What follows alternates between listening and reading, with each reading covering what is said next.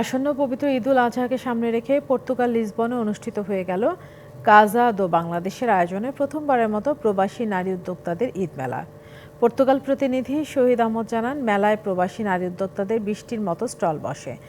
দেশীয় পোশাক, ন্যাচারাল ডাইয়ের শাড়ি, ছোটদের পোশাক, টিপ, গয়না সহ ঈদের প্রস্তুতি হিসেবে মেয়েদের মেকআপ, সাজসজ্জা ও মেহেদির ব্যবস্থা ছিল চোখে পড়ার মতো।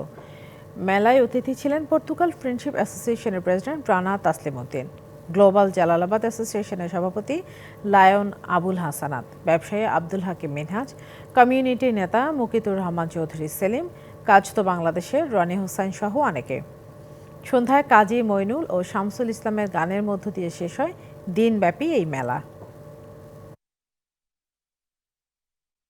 বাংলাদেশকে ধন্যবাদ জানাচ্ছি এরকম সুন্দর একটা ঈদ মেলা আয়োজন করার জন্য।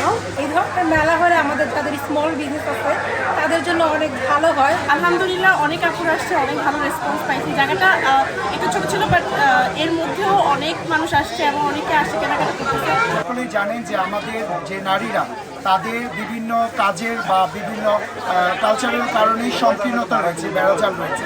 আমরা চাই যে আমাদের যে সকল নারীরা ফ্রিল্যান্সিং করে তারা তাদের ব্যবসায়িক মনোভাব নিয়ে এগিয়ে আসুক। আমার যে আর কেউ না।